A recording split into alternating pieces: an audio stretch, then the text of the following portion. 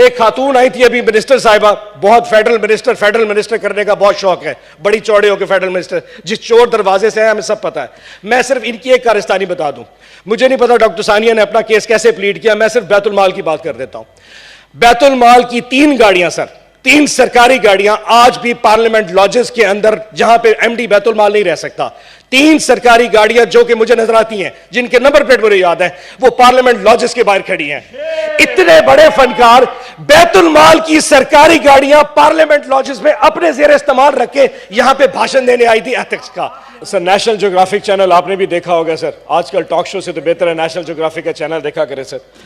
Sir वहां पे 100 हिरन खड़े होते हैं सर, एक शेर आता है उसमें से एक को उठाता और चला जाता है और बाकी 99 वैसे ही घास खाना शुरू कर दे जैसे कुछ हुआ नहीं सर। आज से 10 दिन पहले सर जो शिबली फराज साहब के साथ हुआ, मैं उस पर सिर्फ एक छोटी सी बात करना चाहता हूं सर।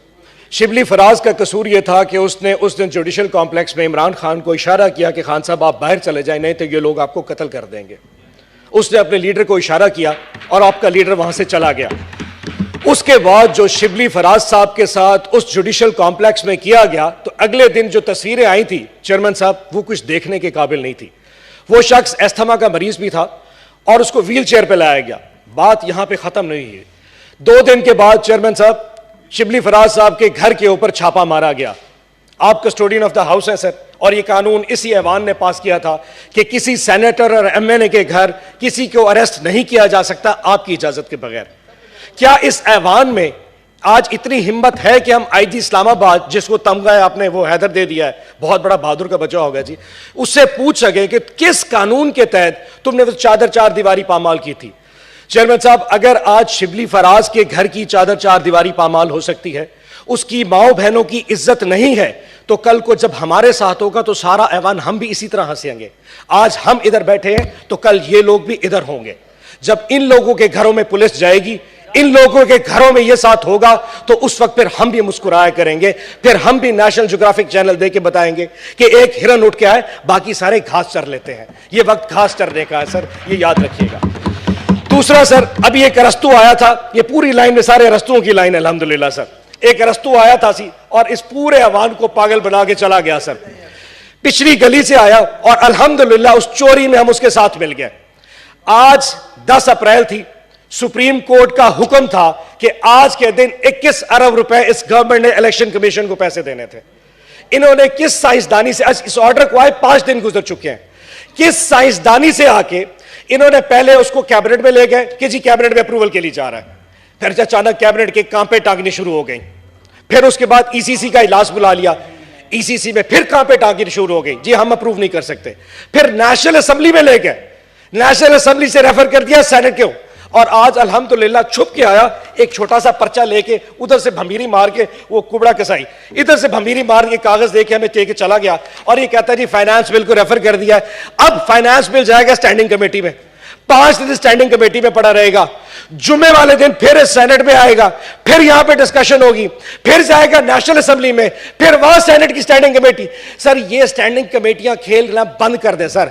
आज आपको चाहिए था कि 21 अरब रुपया अप्रूव कर दिया, जाए जाके 21 अरब दे दे इलेक्शन कमीशन को और इलेक्शन का ऐलान कर दें।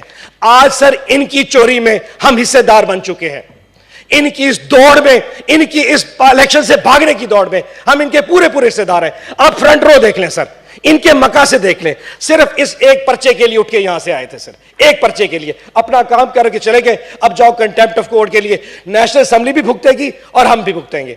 तीसरी चीज सर, एक खातून आई थी अभी मिनिस्टर साहिबा, बहुत फेडरल मिनिस्टर करने का बहुत शौक है, बड़ी चौड़े होकर फेडरल मिनिस्टर, जिस चोर दरवाजे से है हमें सब पता है। मैं सिर्फ इनकी एक कारस्तानी बता दूं, मुझे नहीं पता डॉक्टर सानिया ने अपना केस कैसे प्लीड किया, मैं सिर्फ बैतुल माल की बात कर देता हूं।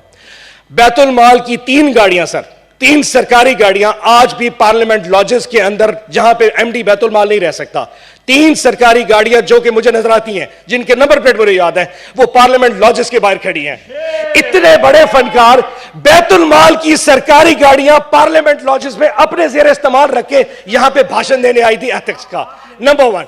नंबर 2 फरमा रही थी कि बैतुल माल में इमरान खान के फोटो लगे हैं सर अल्हम्दुलिल्लाह 4 साल में एज एमडी बैतुल माल हर साल 14,000 लोगों का कैंसर का इलाज होता था, 6,500 यतीम बच्चों की कफालत चल रही थी सर, तकरीबन 40 के करीब पनाहगाहें बनाई थी सर। आज अल्हम्दुलिल्लाह 40 की 40 पनाहगाहें बंद हो चुकी हैं, किसी एक में खाना नहीं दिया जा रहा सर। और मजे की बात, हर यतीम खाना जो हमने खोला था उसमें एक अच्छे स्टैंडर्ड का स्कूल हुआ करता था। मुल्तान में जो हमारे यतीम खाने के बच्चे हैं सर, जिस स्कूल से मैं पढ़ा हूं, मैंने उन बच्चों को उसी स्कूल में दाखिल करा दिया, मुल्तान पब्लिक स्कूल में जाके। जब से ये आए सर, इन्होंने उन बच्चों को उससे निकाल के कोई जमीर को 3rd क्लास स्कूल है उसमें दाखिल करा दिया, फंडिंग खत्म हो गई है। आप 1 साल का इनसे हिसाब मंगवा के देख लें, 1 साल में सर बैतुल माल में सिवाय 60,000 रुपए इन तमाम MNA और सेनेटर्स को देने के अलावा कोई खर्चा नहीं हो पा रहा। कैंसर का इलाज बंद है सर, यतीम खाने बंद हो गए, पनाह का बंद। सिर्फ बेनजीर भुट्टो का नाम इस्तेमाल करने से आप मुअज़्ज़ज़ नहीं हो सकते सर। सर मेहरबानी कीजिए, इनको समझाइए ये एथिक्स अपने पास, और सरकारी गाड़ी इस्तेमाल करने से इतने बड़े लेक्चर हमें सब पता चले। ऑनरेबल डॉक्टर मायूं।